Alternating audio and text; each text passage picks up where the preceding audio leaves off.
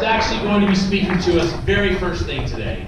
Now, if you're concerned about all the announcements and dates, we are going to give you all of that still. It's coming. But George is going to speak to us first. So lots of fun stuff. We are excited you are here, and we're going to get rolling right away with George.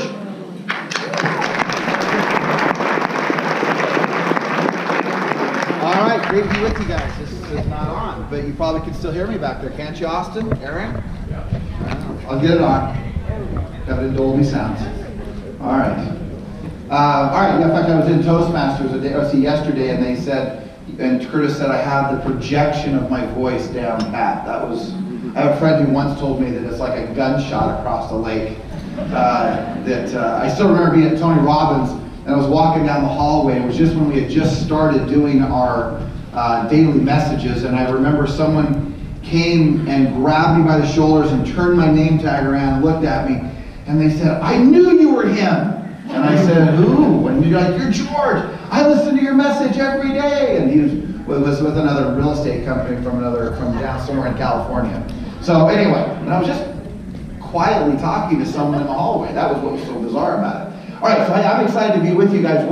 Before I jump to this, I just want to tell you where I'm going, because two things. I fully expect that by the time this is done, one of us in this room will at least have tears in their eye, and I only say myself because even as I was preparing for today's talk, I'm going to give you a little bit of an update of some of the things that have progressed in regards to finding my birth mother and some of just the analogy to business, the laws of intention and different things like that. But it has been a very sweet experience, which we'll get to in a moment. The second part, and by the way, there's at least a couple of chairs up here that are available if anybody needs one. And they can sit in even in mine, like normally in there. So there's one right even here. With that, if you aren't aware, which aligns with everything else that we have really talked about in regards to intention, and that is that I'm going up to the Senate hearing. I guess it's not the hearings right now, but I'm going up to the Senate, and as you know, the legislative whole thing is working and going on right now. But we've been really proactive from a brokerage/community to propose a new bill where title companies and title and escrow can actually be owned by real estate companies. And this has been something that I've worked on and spent a lot of hours, a lot of time. I know Sam Bell and others have done this, but we're kind of we're at the crossroads of that. We're in the final negotiations of repealing the entire act. So frankly, we're on the verge of changing the course of title and escrow entirely, which how it has been for the last 41 years to be exact. And so some of you may be really excited about that. Some of you are petrified by that, but in this room. But I'm thrilled, just if you didn't know. And I only say that because I think it is so wrong the way that it is done. I think it's unconstitutional. I think it is bad business. I think it stops people who are good in business being in business. And it is a proven fact that it is good for the consumer. It's a cheaper price and a model for the consumer. And number two, it's a better experience for the consumer when all things are, in so many words, a one-stop shop. So with that, that's where I'm heading. And so it should be a good experience, and today really is a big day in regards to title and escrow for the state of Utah, and very excited about it. So, all right, with that, well, let's switch to our first slide here. If those of you who don't know these two amazing individuals, is Cheryl Humphreys, who was such an amazing lady. My belief is, still is, and staying with Dave in a moment, I'll talk about him. But Cheryl, as you know, I believe, passed away. And she passed away of cancer. An amazing lady, an amazing human being. I had a wonderful opportunity many times to go door knocking with her, of course coach with her, and someone who truly emulated not only our industry in the most professional manner, but also is just truly one of the best people that I've ever met. Dave Stocco, I had the opportunity to speak at his funeral along with a handful of other people and some of his closest friends. Dave, about 2 years ago, give or take, left the company But I have to tell you that as all the people stood up and those who attended his funeral, one of the most touching things was all the many things that he taught his son specifically, and all of the people that he loved so dearly were so many of the things that we do within the walls of Everest. And I don't think I really realized until that moment the impact that the things that we all do together are incredibly profound. And not only are they profound, but they have the ability to shape the lives of many, many people. The thing I was most touched by, those of you who were at the funeral, was the whole mantra to his own son, who quoted it about, who are you? I am a champion. And it was so touching to see that experience and recognizing that sometimes I think each one of us wonders whether we're making a difference. And what I think is evident is the legacy of Dave Stocco and of course Cheryl Humphreys continues to go on. So for just a moment, I'd just like us to maybe bow ahead or just a moment of silence as we remember these two fine individuals, and these individuals impacted not only our community, real estate, but also for many of you in this room, they were dear, dear friends and examples of people who we strive to be every single day. So with that, moment of silence.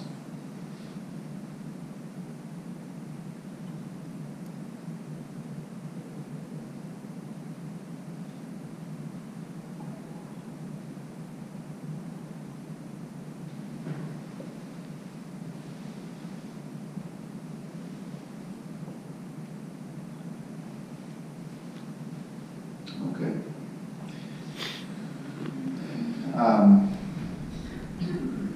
Well, today for me, I had a couple people today tell me, I always like to ask, hey, what do you think I should speak on in regards to our summit and the things that we do every single day, and the things that we strive to go out and do every day. And what I kind of came to the conclusion, they said, hey, you should bring a little hellfire and brimstone. I'm like, man, I did that last time. Like, I scared most of the people away. I'm glad to see that you're here and you're back. And I oftentimes, people will see me at a summit, and I've had people over the years who will come to me and visit with me and say, hey, I think you were a little rough on the group, and a little too strong, a little too in their grill and in their face, and you need to be nicer, and I would listen to that for a minute, and then, it's like a teenager listening to their parents, they just ignored it, and I'd still come back. But my point to that also is that I have the opportunity, which I think sometimes people in this room don't understand or don't realize, that we have some very close, intimate moments, whether it be in a coaching session or whether it be just a small group that we're with, in a training session, just in a conference room or a training room, whether it be in any part of the company, that we have the opportunity or the moment, if you would say, to have those moments where they are maybe a little more tender, a little bit more soft, or a little bit more connecting. So sometimes, this meeting is about kind of kicking you in the butt and getting you dialed in and focused. But today, I have been, there's been just a number of different things over the last several weeks that have gone, of course, with Dave Stocco and those dynamics and just everything else within the company and life that goes on. And one of the big ones also is, especially with this whole thing with my mother, my birth mother. Before I get into that, what I want to set the tone for is this.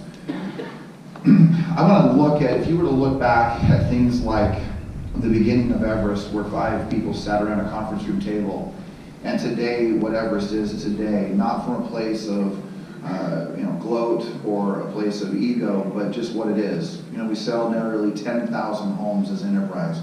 We will pay out nearly $100 million in commissions. We will touch thousands and thousands of lives today. And when 5 of us sat around a conference room table, and I randomly put a sticky note together and wrote down kind of some things that I thought could be really cool, pasted them on a poster board and threw it up over the toilet in my house, it's still there. It's a great decorating idea.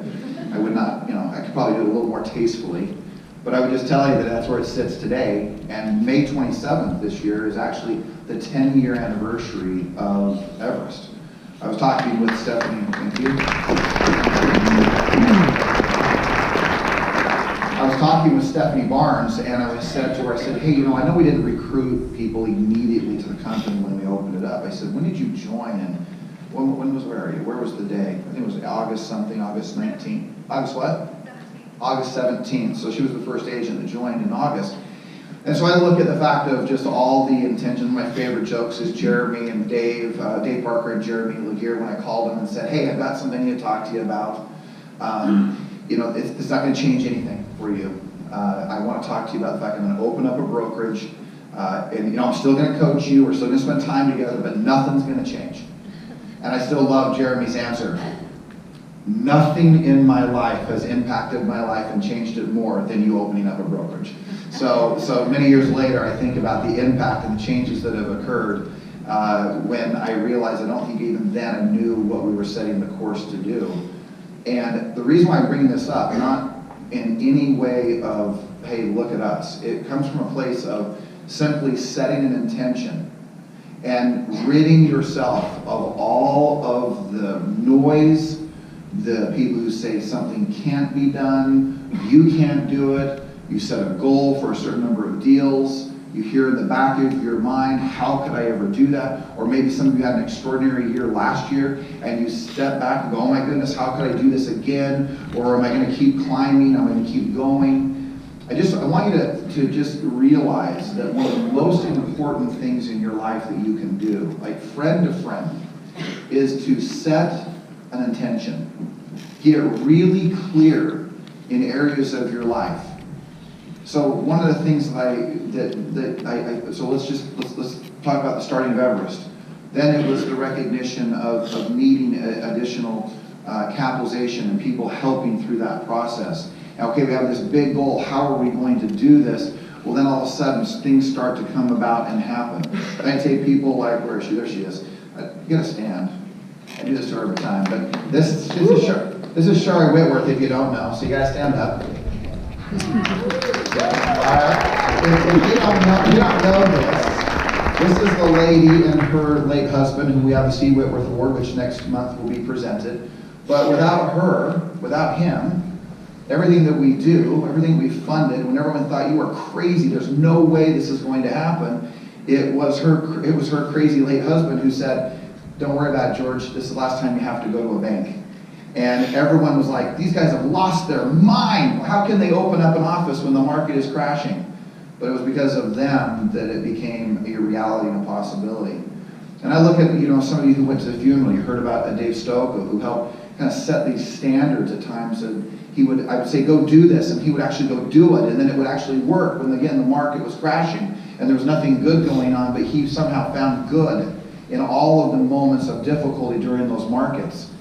So my observation, again, is that if you set a standard, you set an intention of what you want your life to be, that sometimes we will become so impatient that it has to happen so much faster. But it's almost always not until we set a true intention of what we want our life to be, that the universe, in so many words, how I say it, is that the universe has to catch up to what we define it to be.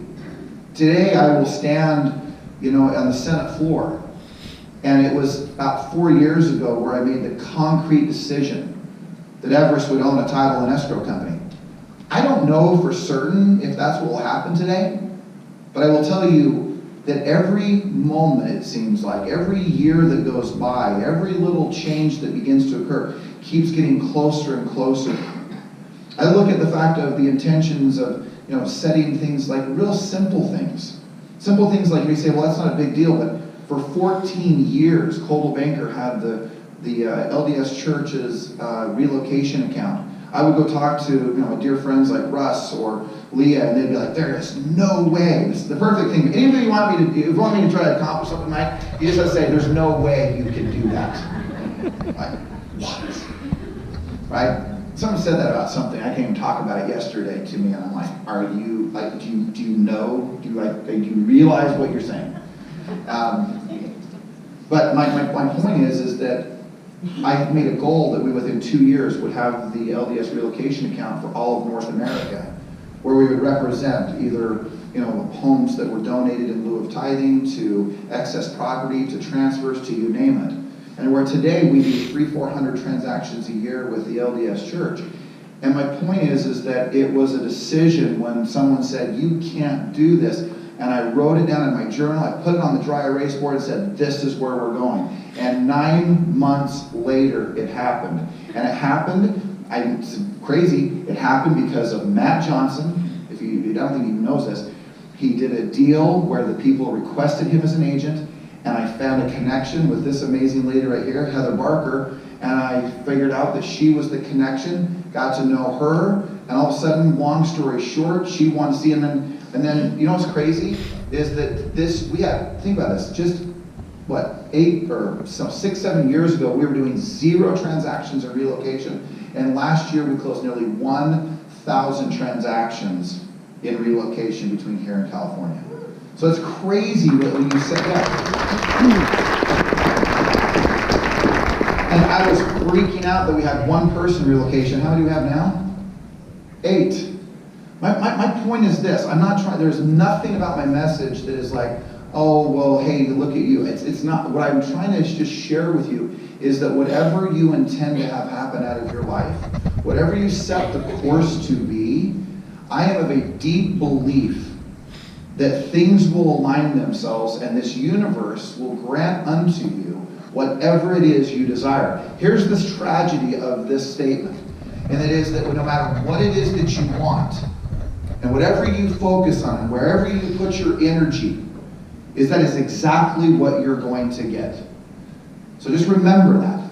If you focus on all the bad and how always these things happen to you and how you can't make it and how it's not working out, I'm telling you that this universe will just deliver more of it because all your emotion, your energy, your focus will be on that and you will get more of it. You may say, wait, is this a story from The Secret? Kind of. Except for the fact that I'm not thinking that you just have to sit there on a rock and go, okay, is this going to happen? No. I actually think you need to put your emotions in line. I know you have to put your thoughts and put them in alignment. And then you go and you act accordingly. You take action. And when you align your beliefs with your emotions, with the actions that you choose to take to drive your life towards a particular thing, then all of a sudden it seems magical that things begin to unfold. I just don't want you to forget that the majority of what you earn, the number of deals that you do, the lives that you impact, the way your health is lined up, the relationships you have in your life are almost all set up on the basis as to what you have invited into your life and the intentions that you have set. So don't underestimate the power that when you say things like, well, I'll try to do 30 deals, or, you know, my